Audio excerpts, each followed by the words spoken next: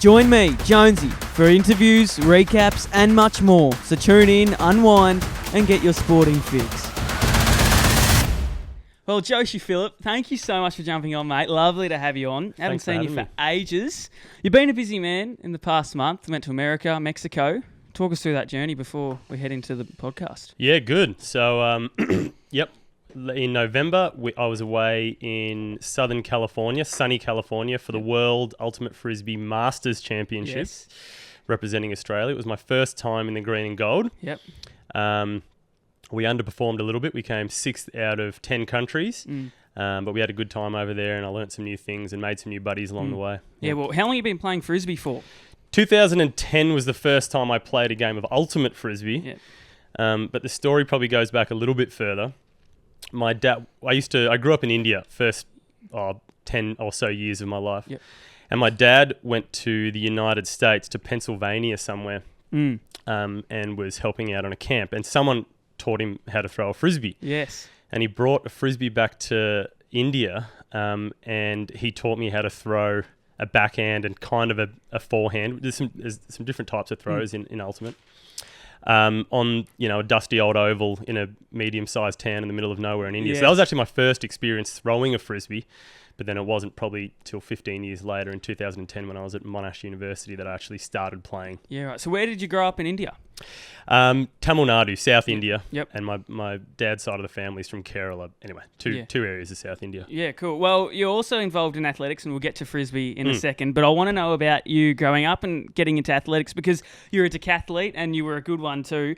Very naturally gifted, I'd say, and I've got all the numbers here. Hammer throw, 58.83 metres. That's superb, I'd say. And it was your main event, you were saying. High jump, 1.77 metre, that's elite. Long jump, 5.82 metres, and then the hurdles, 110-metre hurdles, 16.38. They're very good numbers for a decathlete. How'd you get into it?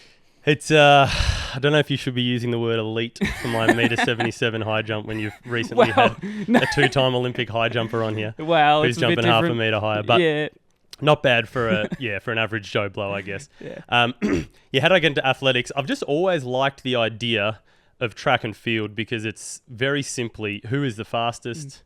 Hey, we're all going to line up. Who can get there first? Or, hey, there's this bar, you got to jump over it.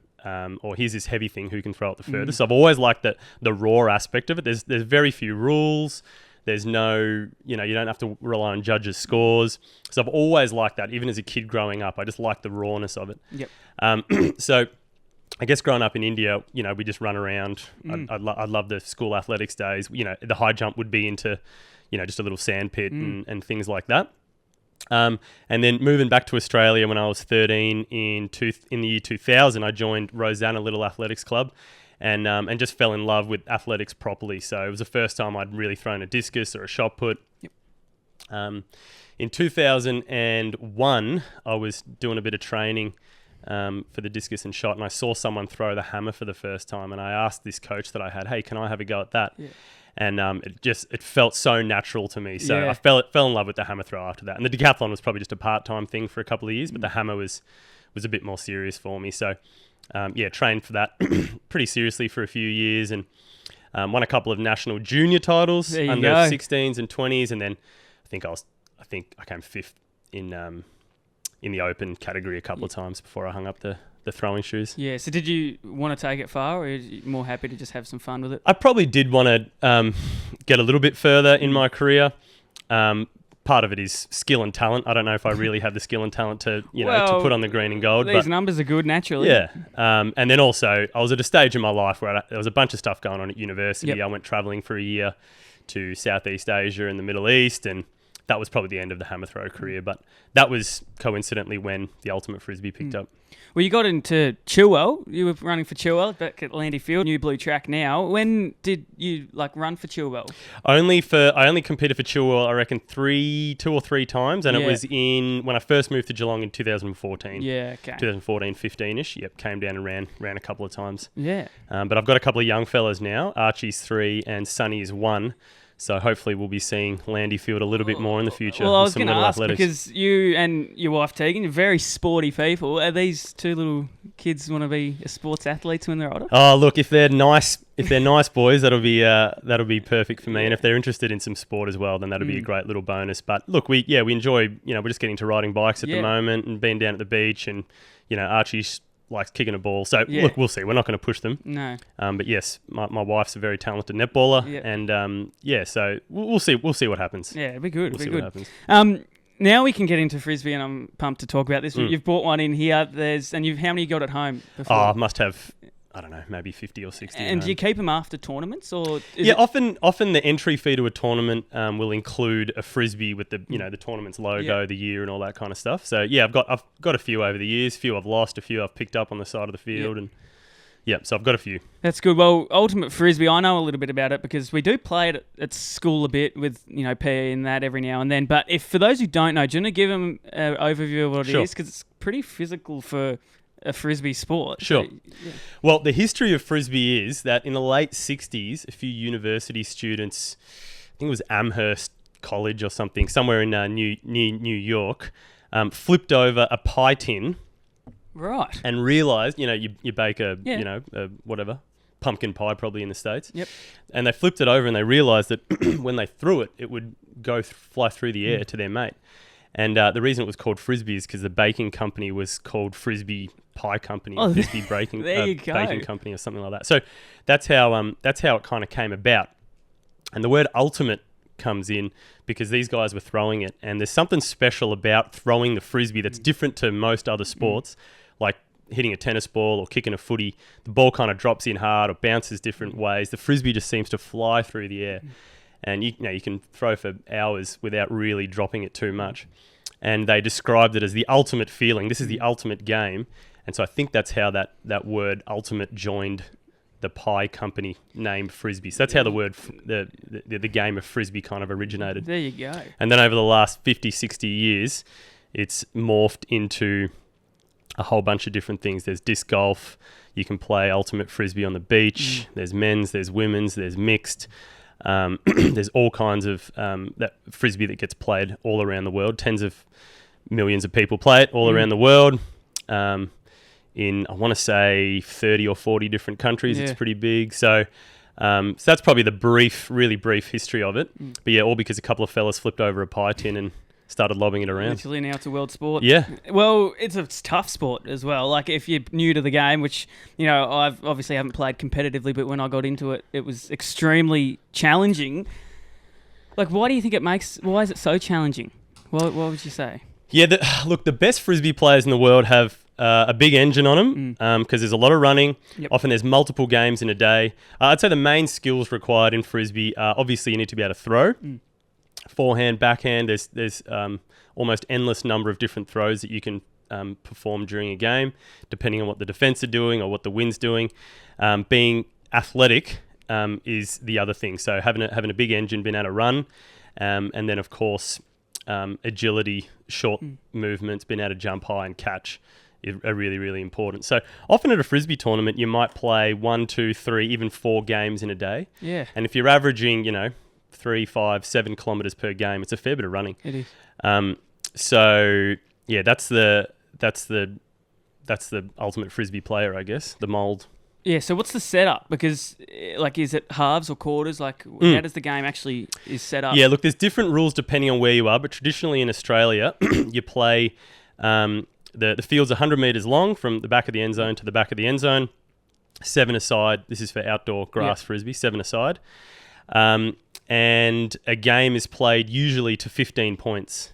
So if a game is over in half an hour, because one team scored 15, it's game over. Or the whistle will blow at, it might be 80 or 90 minutes, depending on the format of the tournament. And half is usually called when one team reaches 8. Right. So if it's a really slow game, you might have half time, 10 minutes before full time. And if it's a fast game and people are scoring a lot, you'll have half much earlier. So it's a little bit unique in that regard. In the UFA, which is the Ultimate Frisbee Association, which is a professional league in the United States, they do their timings a little bit different. That's on the clock.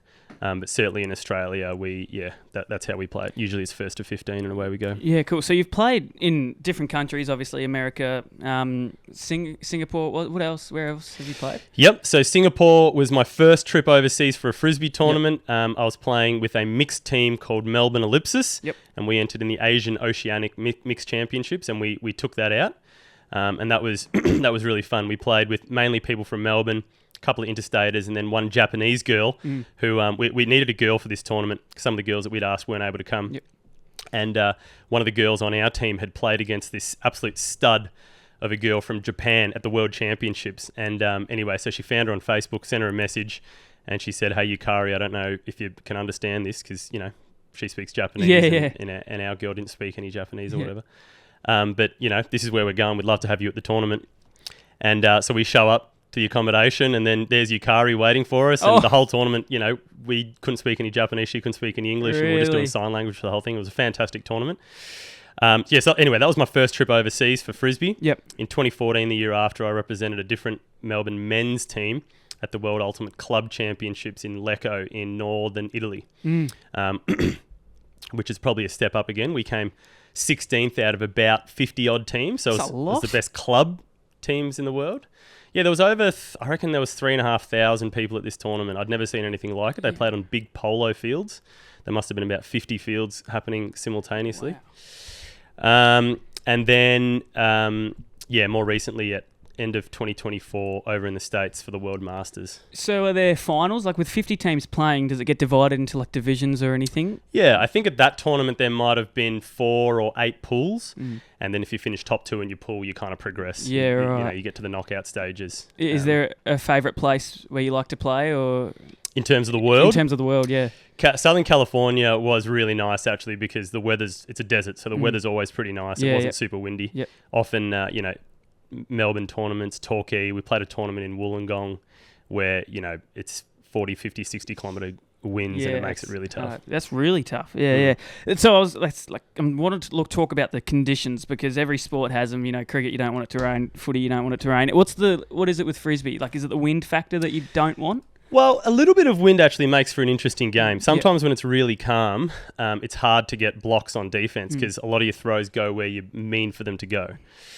So if you add a little bit of wind, 20 kilometres plus, it's just enough spiciness that your Frisbee doesn't always go where you want it to go. Yeah. And often, if you're throwing into a headwind, the disc is going to sit up and it makes for really good pack grabs. So I want to say 10 to 20 kilometre per hour winds is premium for me, but everyone's got their own preference. What's the worst conditions you've ever had, if you can date back to any game that you would not want to play in ever again? We've had a couple of tournaments where it's been hailing kind of sideways and, they've borderline called it off. Yeah. And the hard thing is you can't feel, a little bit like footy. Yep. The footy comes at you and you can't really feel your fingers.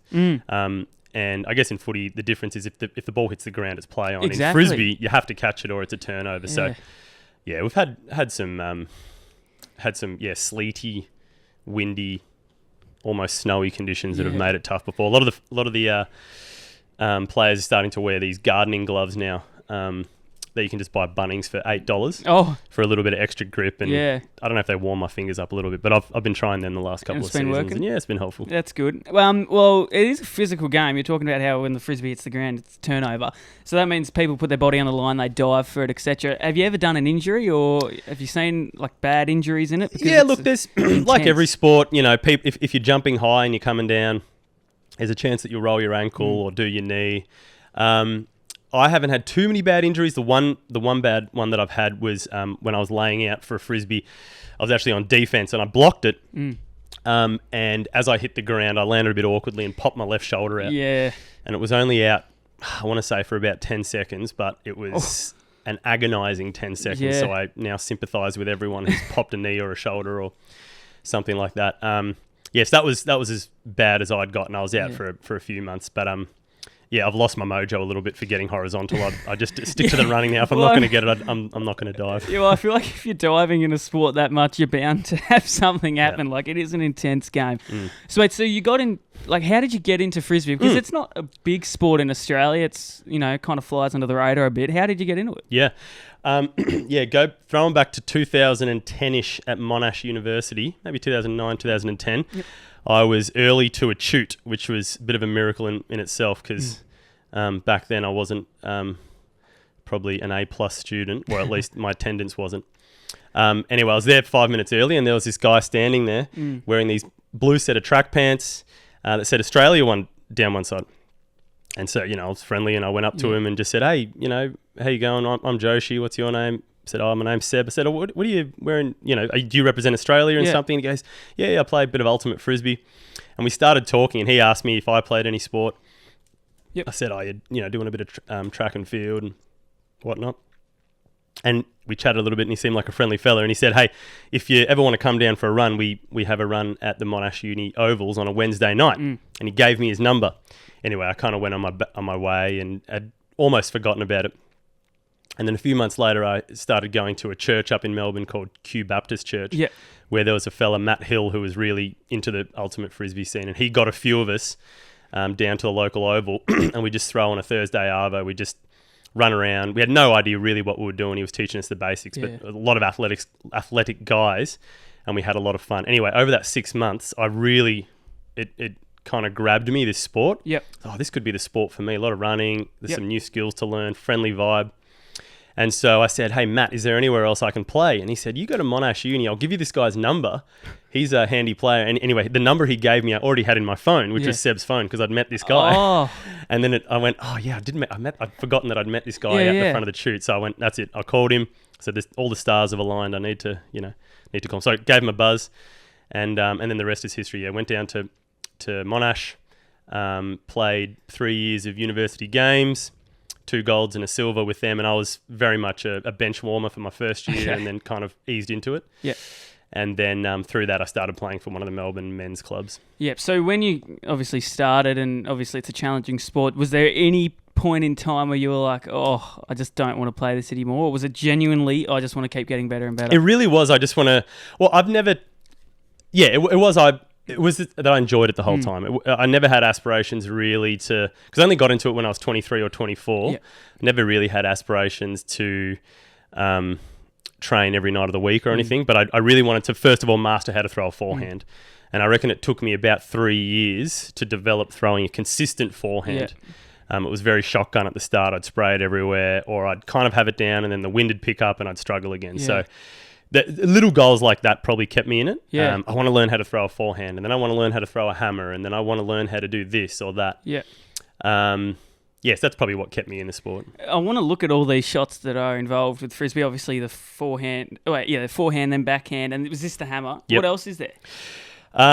Look, back in the day, people used to throw chicken wings, which is kind of a little... You're holding the Frisbee kind of upside down, and used to throw thumbers.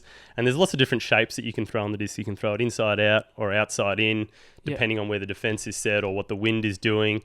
You can throw high release throws. So if a defender's got their hand kind of at shoulder level, you can throw it high. Yeah, right. You can throw air bounces, which is when you throw the Frisbee down on a certain angle, but it pops back up. So there's a whole bunch of different throws that you can throw. Yeah, right. Well, have you ever been like hit in the head, obviously? Oh, yeah, absolutely.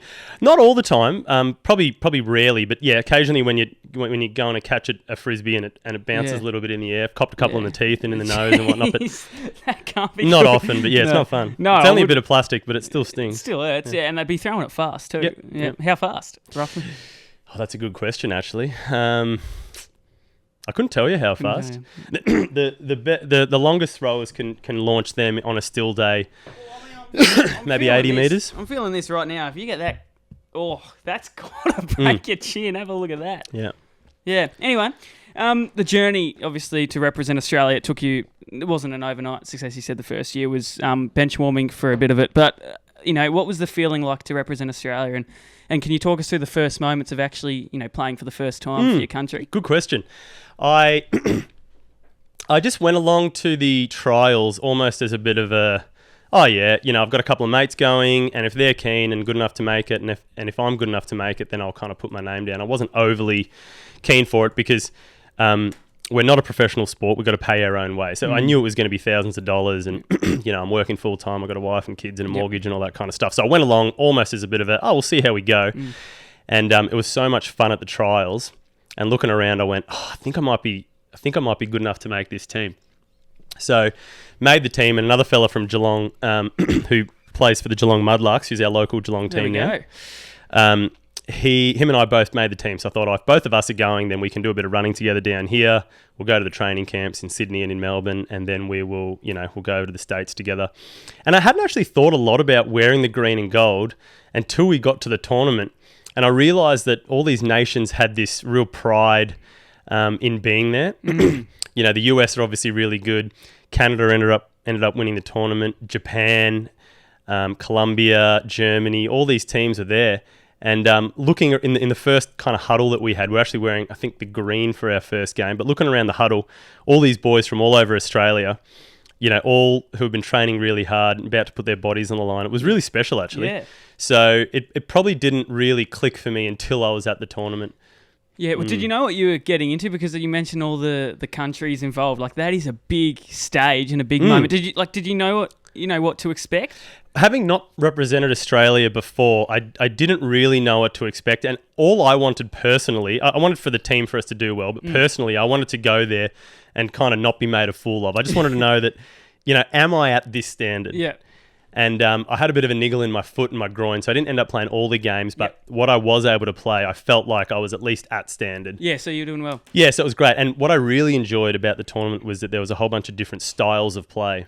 So the US really like taking long shots. They've got tall fellas, they're athletic. The Japanese like the short ball. They're really patient with it. They're happy to throw the frisbee 50, 80 times if nothing's on. Yeah, right. And then they'll pounce on their opportunity. The Colombians are really aggressive. So they'll fly past your shoulder trying to get a block, and they'll be blowing up at their own teammates and whatnot. And but they're all on the same page, and they ended up beating us for fifth in the final game. And I'm like, how are these guys? Surely these guys all hate each other because they're all blowing up at each other. At the end of the game, they're all smiles and whatnot. So it's just their style of play. Yeah. And we've got our own style of play. So that I really enjoyed, particularly the Japan game, because my style of play is percentages, bit of money ball, like if you get on base, you win. So so I enjoy the different styles of play. I think the cool thing is that all the countries have different players, and you've got to adapt to them differently. That's pretty, this is a skillful sport. I don't think many people actually realise this, and it's not a talked about sport at all in this country, I feel like. And I feel like I've had a 22-minute conversation with you, and already it's really intriguing. I think, this sport, we want it in the Olympics. There were talks about it in 2028. What are your opinions, your thoughts on it? Look, it's IOC recognised now, so it's recognised by the Olympic Committee, and which means that it can be eligible, I think, in 2028 to be in the Olympics. I don't think it will be just then. I think there's some kinks that the federation has to work out first. One of the intricacies of Ultimate Frisbee is that, in general, there's no umpires. Yep. So in that US league that I mentioned, there are some umpires that are kind of a bit of a halfway. I think they make some calls, but then the players make other calls. Certainly in Australia, it's self-refereed. Right. So I think it'll be difficult to have an Olympic sport that is self-refereed. Sure, yep. But it's played at the World Games, and the World Games is like a stepping stone for the Olympics. So a lot of Olympic sports that, or current Olympic sports were World Game sports once upon a time. Things like baseball and softball, taekwondo, a number of things like that were in the World Games, and Ultimate Frisbee has been in the World Games for a long time. So maybe at some stage it'd be great if Frisbee made it into the Olympics. One of the other hard things is that countries are interested in winning medals, and for a team sport, only one medal is up for grabs. Yes. In the men's division, in the women's division. So it's a lot of effort for 2 gold medals, whereas in the swimming you can win 30 medals in a night. So look, we'll see what happens. Yeah. Maybe when the US hosts the Olympics in a number of years, they're the powerhouse in Frisbee, so maybe they'll bring it in. Yeah, maybe. Well, if they do bring it in 2028, you'll be over there. Oh, maybe. Absolutely. I've got a couple of my young cousins, actually, who are in their early 20s, late teens, are big into it. They've just made the under-24 Australian team. Shout out to Josh and Ben. Yep. So, maybe they'll be peaking for 2028 or 32. Oh, hopefully it goes ahead because I feel like I really want to watch it. The tournaments. How many tournaments do you play a year? It varies. It's pick your own poison, really. There'll be a tournament most weekends in Australia. Or a league happening. And usually over summer it's single sex, men's and women's, and then over winter it's mixed. Yeah. There's a couple of beach tournaments that have just happened up in the New South Wales beaches. We have a tournament next weekend in Ballarat. And at the moment we're gearing up with the Geelong Mudlarks for nationals, which will occur in Shepparton in April. Right. Yeah. So how many have you won? How many tournaments? Oh, good question. Well, we've won 4. The Geelong Mudlarks have won 4 national titles out of 5 tries. Well, that's good numbers. Which is a pretty good ratio. And then I've won a mixed Division 1 nationals as well. There you go. The Geelong team plays Div 2. So our team is made up primarily of old codgers like myself who don't want to or don't have the time really to drive to Melbourne for training a couple of times a week. Yep. So 2016-17, a few of us started a Geelong team. Yeah, cool. That was aimed at a few of us old timers still rolling around and having fun, and then trying to get some young kids in as well. So, your sister Montana has played some local stuff, the Burchetts, and I've got a young fella from school, Xander, who's joining us this season as well. He's only a 16-year-old fella, and excited to see what he can do. So it's a few old timers and a few grassroots level things, and the whole vibe is that we go and have a fun time. Frisbee is just the excuse to hang out, really. And it's a good mix too, having the old timers that you say, teaching the youngsters, experience and giving those people a go too, which also I guess builds up the quality of Frisbee around the area too. So that's good, good mixture. And if they're showing any promise, we say, hey, go and move up to Melbourne, play for a legitimate team where you're going to get coached. Absolutely. But if you're just wanting to enjoy yourself, come and roll around with us. Yeah. I want to go to the most challenging tournament you've been a part of or game. If you can date back to, I don't know what even that consists of, whether it's, physical or whatever it is. Do you have one that really stands out in terms of... When I played early, every tournament was challenging because I was out of my depth. Yep. The thing that I could do really well was run and jump. So whenever the Frisbee was in the air or out in front, I felt really comfortable and almost felt like, hey, if the Frisbee's up there, come get me kind of thing. Yeah. But when I had the Frisbee, almost panicking a little bit because, defense will realise that if I can't throw a forehand, they'll force me to throw that. Yes. Does that make sense? So often I'd be out of my depth there. So early on, probably every tournament was difficult. And then we've spoken about the US World Championships. Playing Japan in the quarterfinal, we'd beaten them in pool play by 1, and then in the quarterfinal we were playing them under lights in the stadium. It was on the live stream, so a lot of family and friends were watching it back home. I felt like it was just a real arm wrestle, and there wasn't. I was out of tricks. If I had 10 tricks, I'd use them all up, and there was nothing more that I could do. There was a couple more experienced guys on my team that really stood up, but the Japanese were just one step ahead. Yeah. And it was pretty level pickings until about 10 all, and then they pulled away. So that was a really difficult game, but I felt like it was one of those games where I didn't mind losing because there's nothing more that we could have done as a team. They were just so much better. When you, most of the time, it's a physical sport, as I was saying, after each game, are you, absolutely knackered? Because you run, what did you say, 3 to 7K? Yeah, depending on how much you're playing. Yeah. I've been averaging about 4 or 5Ks a game. Yeah, that's, and it's 100 metre. That's a lot of running. So how long would each match go for, or does it vary per tournament? Yeah, maybe an hour and 20 or an hour and a half, depending on the tournament. And you were saying they were self-refereed. Is there much conflict in that if you're choosing your own rules? Is there a lot of drama involved with that? I feel like there would be. Yeah, Ultimate Frisbee relies on the spirit of the game, which is the best, in my opinion, the best and the worst part of Ultimate Frisbee. Yes. It weeds out a lot of nasty characters because people don't want to play with you if you're not going to play fairly. Yep. If you're not going to do the team thing, or if you're going to make poor calls on the field. But at the same time, so that's the best. That's the best. That's the best part of it. The worst part of it is that at times people can make calls to benefit themselves, and everyone's been in that boat. But it's hard to be objective when you're heated and it's next score wins. Yeah. So that can be the worst of it sometimes, and sometimes the calls can start racking up. Yeah. So how do we form this decision? If you're one team and I'm the other, and we both disagree, how do we form a decision? It depends on what the call is, but let's just say I'm throwing the frisbee and I step out to throw it, and I call foul because you've hit my hand. Yep. You've got the option then as the defender to you can agree with me and say, "Yep, Joshi, I hit your hand, no worries," and the frisbee will. I'll start again, essentially at 0. You've got a 10-second stall count. So netball, you're allowed to hold the ball for 3 seconds. Yep. We're allowed 10. Yep. If you disagree, then you'll contest it.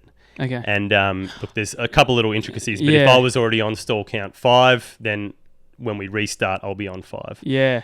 If the frisbee's downfield and it's in the air, and I'm going for the frisbee, and I call a foul on you, and you disagree, the frisbee will go back to where it came from. Yeah, right. Does that make sense? Yes. Or if you say, Joshi, I fouled you, then I'll get the frisbee from where it is. So it's set up to be as fair as possible, but it can still be exploited a little bit, and it's not a perfect system. I guess even umpires aren't perfect because they can get things wrong, but it definitely does rely on being spirited. And I assume most of the time people are honest with that, or I think so. I think, like I was saying before, people don't want to play with you unless you are well-spirited. Exactly, yeah. So for the most part, I think people are well-spirited. And look, everyone's made bad calls before. I have. And, I don't do it deliberately, but sometimes you can make bad calls and you just got to reflect on it and go, all right, I need to be better next time. Yeah, just say you do disagree and it was blatantly they fouled you and I say, no, I didn't. Does that mean for like the rest of the game there's a bit of conflict between the two? There can be. There can be. Has there been blow-ups in Frisbee? Oh, definitely. Can you talk us through them? There was a big blow-up. It was a game, Canada versus Japan in about 2010. That was really, really... It went too far, where... the Japanese were being physical, and then the Canadian men's team ended up laying out and cleaning up a bunch of the Japanese guys. And without red cards and people being sent off, they kind of got away with it a little bit. Wow. So that's got a bad name. The Aussie men's team had a big, under-24 team had a big blow-up against Germany in about 2010 or 12-ish. I haven't been involved in too many of them. A couple of... heated conversations, and a little bit of smack talk and all that kind of stuff's encouraged. All the sledging. That stuff's all good and fun. But different people have different thresholds, I guess. And does it leave a bad rep on a team, or do you most people just get over it? Or I think if it probably happens continuously, it can be a bad rep on a team. Yeah. Most people, certainly we just get along. We get on with it. I want to talk about all the athletes involved with Frisbee, and if you could build your perfect player in terms, because like with basketball you want them to be tall, and what is it with Frisbee? The perfect Frisbee player will be athletic, will have quick reflexes, good hands. If they're tall, that's a bonus because it means that they can go downfield and catch goals. There's two probably main positions on the Frisbee field. There's handlers, or people that throw the Frisbee a lot, and then there's cutters, who are people downfield. Right. So if you're a cutter who can learn to throw really, really well, then you're worth your weight in gold.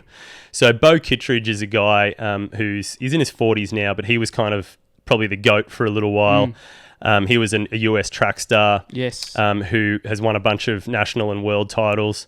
And he was just a really great athlete who could jump, who kind of taught himself to throw at a reasonable level. There's another guy, Tom Regacki, who is in his late 40s, and he's kind of been the GOAT of Australian Ultimate. He's a similar build. He's 6'6", and he can yank it 80 metres, and he's athletic and whatnot. So, look, everyone's got to work to their strengths, but a tall, athletic person who can learn to throw is probably the perfect build. There you go. I want to talk about the training and everything involved with Frisbee away from the actual field. You said, you do it around Geelong here. How often do you train?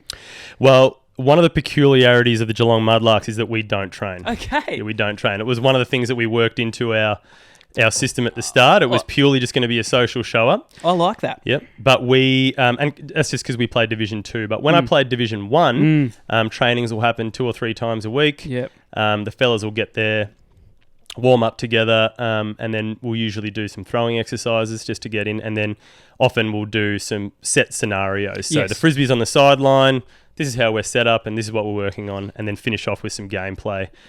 There's always a lot of running involved, and that's probably your average Yeah. It's probably similar to a lot of other sports. We were talking about your dislocated shoulder. Have you seen a really bad injury like you've witnessed yourself? What's the worst one you've seen from someone I've seen else? a couple of concussions. Yeah, so people going hard for the frisbee, someone cleaning them up from behind by accident. That's probably the worst, actually. I don't know if I've seen any broken arms or things like that. But yeah, people getting knocked out or concussed. It doesn't happen super often. Yeah. That's probably as bad as I've seen. Yeah. So there's a lot like involved with being a frisbee player. You got to be like fit and all the stuff like this. I was still getting blown away about how, I don't even know what the word is, how like intense the game is. Sure. I remember watching Montana play, and you play at Torquay, I think, Yeah. when I was really, really young, but obviously back then I didn't really appreciate it. But yeah, I wish they kind of take it to the Olympics and then put it on TV, because I feel like it would be so fun to look at. Yeah, well, I mean, for anyone watching this, you can just Google Ultimate Frisbee highlights on YouTube, and plenty of cool plays will come up. Big throws, blocks, and athletic catches and stuff. Yeah. Yeah. How do you think it's evolved since you started playing or whatever? Because do you reckon it has? Well, one of the best parts, as I was saying earlier, is that all these other countries have kind of got involved. So there's different styles of play, which I think has really enhanced Ultimate Frisbee. There's not just one style of play. So people can draw from the Japanese team or the Colombians. Oh, they do this or they do that well. So that's changed a lot. And I think the standard of strength and conditioning has improved a lot. It was very rough at the start. You just kind of show up, put your boots on, jog a lap and get into it. Yep. Whereas people are doing specific Ultimate Frisbee training, side-to-side things, agility things, whatever now. Yeah. And also just the standard of coaching, I think, has increased a lot. People can get paid, small amounts of money to coach on the Australian scene, and then obviously larger amounts to play and to coach in the US. So I think as a whole, the standard is rising a lot. Yeah, you said all the tournaments are different in terms. Is it rules? They're different in rules, or there's some small variations. Is in that rules. Confusing, or you kind of it can know be by now? It can be. Usually you'll get with the captain of your team will say, "Hey guys, these are the slight variations, the rules for this tournament," and then we're all on the same page. If anyone's not sure, you can always just say, "Hey captain, what are we doing with this again?" And then they'll jump in. Yeah. Well, if you were the boss of Australian Frisbee and you wanted it to evolve in popularity and everything, what would the first few things you'd be doing? How do we good get one. it big? Well, some of those things are actually already happening, and they are high school Frisbee tournaments. Yep. So we have a Vic High School Championships that happens a couple of times a year up in Melbourne, Royal Park, and I take my school students up. And I think that's the best way to get exposed, because I got exposed to it in university. But if you can learn how to do all those basic skills like throw when you're a teenager, then you come to university and you're ready to slot into a team and, maybe even represent the state or the country straight up. So I think the biggest thing would be the grassroots. Yes. And yeah, if I was the boss of Australian Ultimate, I'd probably keep pushing the grassroots stuff, because I think that's where if you can get some athletes, that's where it all forms, and you see that in all other sports too, like with footy and cricket especially. So yeah, grassroots, yeah, absolutely. I want to talk about your personal life as well, and you away from Frisbee a little bit. You're obviously a sporty household, and do you have any more future dreams moving forward, or in terms of sport? Well, in terms of sport, Frisbee, whatever that is. Yeah, I think just rolling along playing with the Geelong team for our Div 2 Nationals is probably all I've got on my radar at the moment. I am enthused about watching my younger cousins represent Australia, so maybe trying to work with them a little bit. And then, obviously with my two young fellas, Archie can throw a bit of a backhand already. Yeah. So if they get involved. If he's keen to get involved, then, I'm happy to do some taxi servicing. Yeah. Would you be one of the more experienced in the group up here? In Geelong, yes. Yep. All right, there you go. What's the most bizarre or moment that you've seen on a Frisbee field? Does it get in, I don't know if humorous is the word or anything? Obviously, injuries, getting a Frisbee on your face is... Yeah, there's always a couple of them. Humorous or bizarre? Cheating? Can you cheat in Frisbee? Yeah, we had a bit of a blow-up against Canada at our recent tournament in the US. I don't want to throw the word cheat, but they were pretty close. Yeah. That's just probably me still being a little bit salty. Any bizarre moments? Actually, one little bizarre intricacy of Australian Ultimate is during the women's final at the national championships, they run what's called the Duelio. I think it's named after someone. Yep. And any male entrant can enter, and you've just got to run from end zone to end zone. Yeah. You start lying on your front, and then someone blows the whistle. It's barefoot, and you stand up and run. So that's kind of a popular thing, and often people will run in a dress. Bit unique as well. Or whatever, and then the girls and the guys swap. So during the men's final, the girls do it. I don't know if that's still happening actually, but that was a fun thing when it was on. Yeah. And Tegan obviously played for the Vixens, and you created your own Vix Men. Yes. Can you talk about this? Yeah, so my wife Tegan played 11 years the Vixens and for Australia as well. Yes. And hopefully you can get her on the podcast with a gold medal, Commonwealth Games gold medal. Yes. We started the Melbourne Vix Men, which is obviously just a play on Vixens, which was a bunch of us plus ones of the girls. Habs, you get the wags, wives and girlfriends, or we're the husbands and boyfriends. And then, a few, whoever wants to come along. So we started the Vix Men a few years ago. I took a bunch of Tegan's old netball dresses from the closet, and 5 of us fellas knocked off work on a Friday and drove to Adelaide and got in at midnight, and none of the team knew. Tegan didn't know. No one knew that we were showing up. And we roll in. We'd gone to Kmart, got some arts and crafty things. We'd made all these signs. Yeah. Things semi-related to netball, but also kind of irrelevant. Netball is the real winner. I just hope both teams do well. Yeah. Vote Kevin 07 kind of stuff.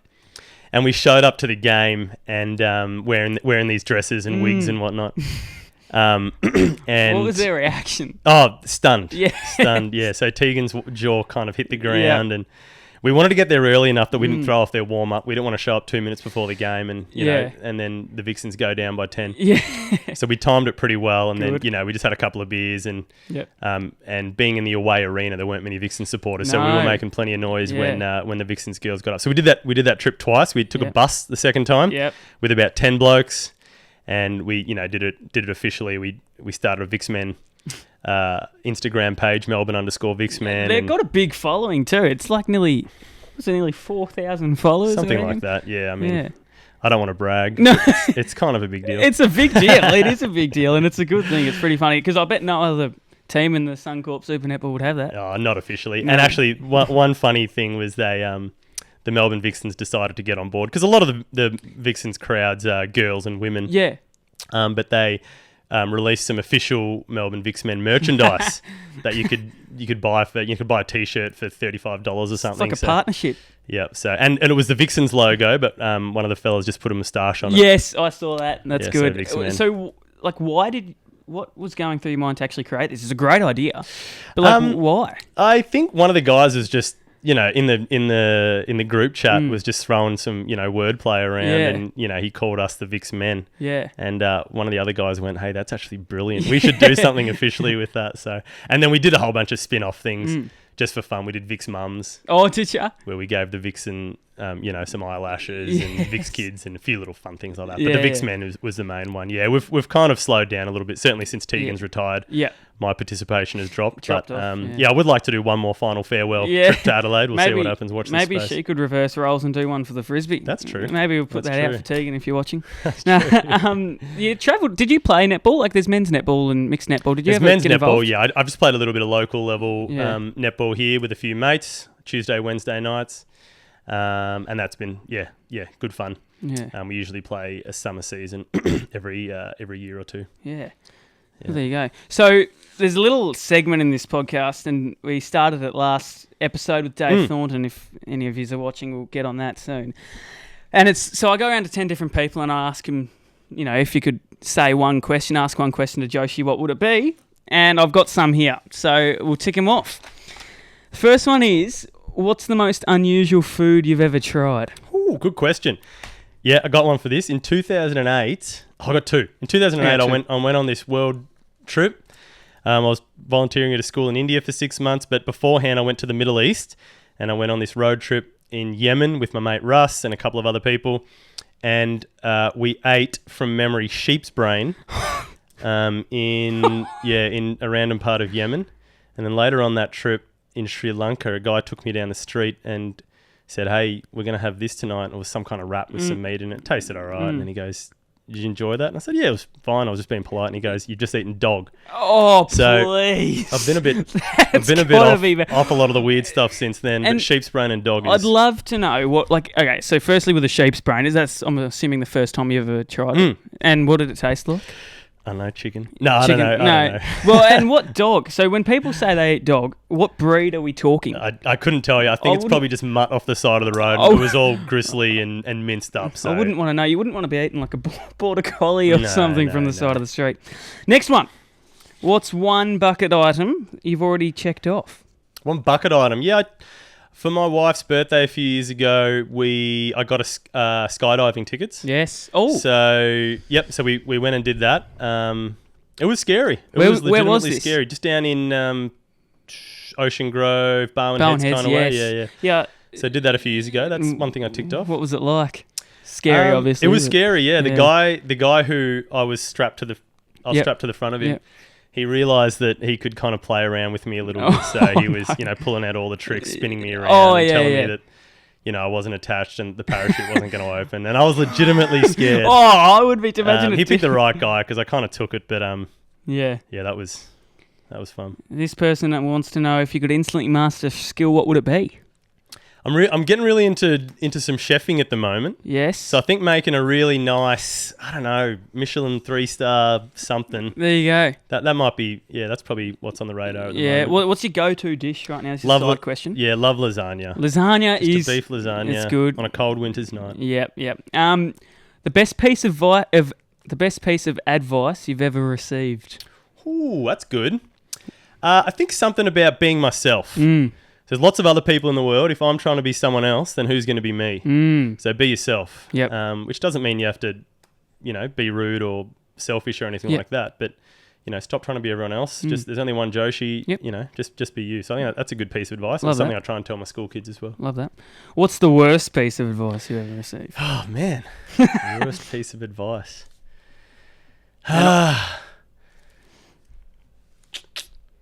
We can come back to that. Good question. Yeah, maybe we'll come back to that. If money wasn't an issue, what would your dream job be? To be honest, I really do enjoy teaching. I enjoy hanging out with young people. I was a youth pastor for a little bit before I was a teacher, so it's been in the blood for a while. What are we teaching?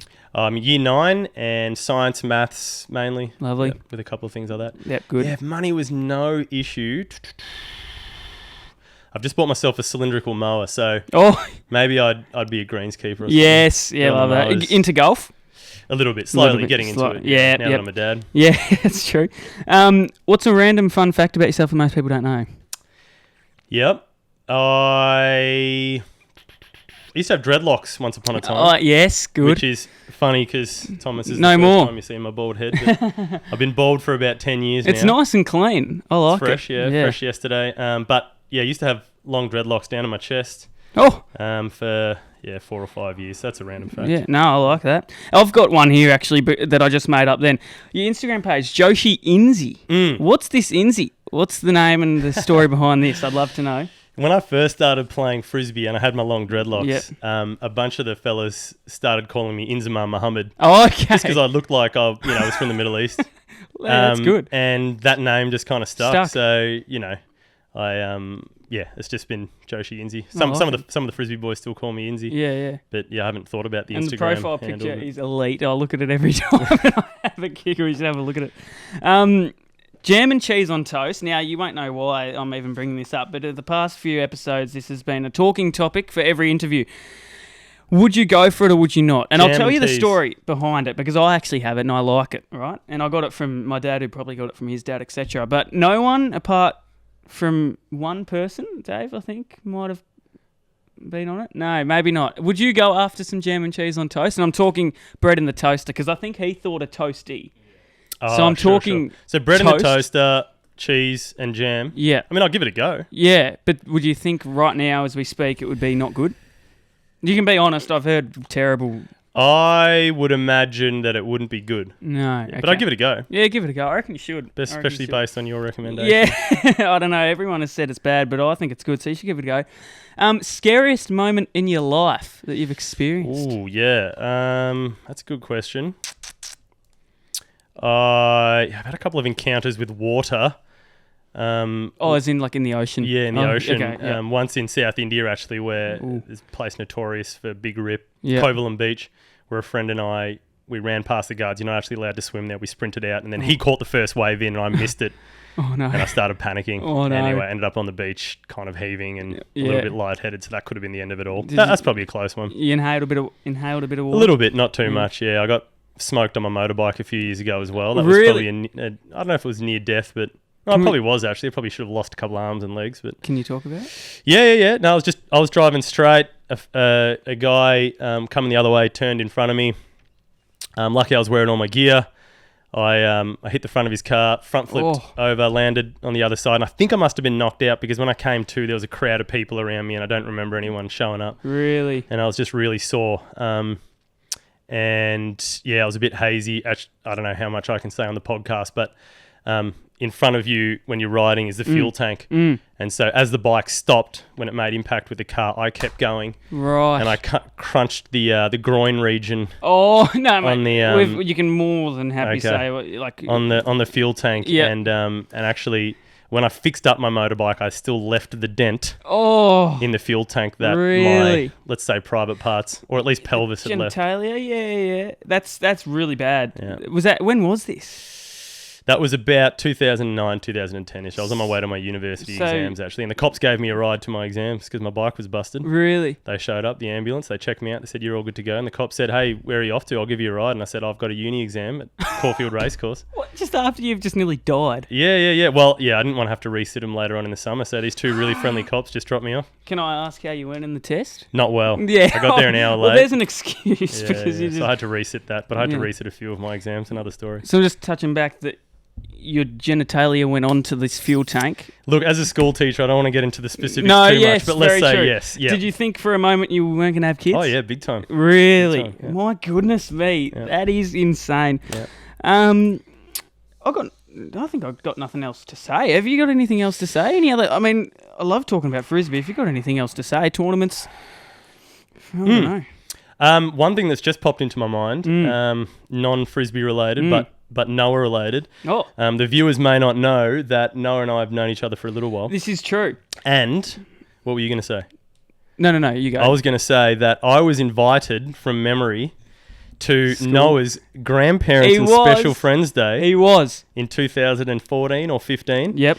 And as I'm not Noah's biological grandfather, I guess I was the special friend. Yeah. And I came along. I think you must have been in, grade 3 or 4 Yeah, or something? I think it was grade 3. And it was grandparents' day. And everyone had their grandparents. And don't worry, I have grandparents, but obviously they are far away and they couldn't make it down. And then Mum organised Joshi and another one of our friends to come down to school. And yeah, I had... Old mate, best acting grandpa I reckon I've ever had. And yeah, Demio, wasn't it? I can't remember. It was a long time ago. Yeah. Anyway, it was a good day. So yes, we've known each other for ages, but I haven't seen you for probably a decade. Yeah. So it's good to get back in touch. Nothing else? Don't know if I've got anything else, but thanks very much for having me. Thank you. Really nice to be on this. It's been an honour. You're the only Frisbee player that I've ever talked to, and I think I'll be starting to talk to a few more. It's a good sport. I love it. So thank you for jumping on. And I reckon I'll catch you around. Good on you, fellas. Thanks for having me. Cheers.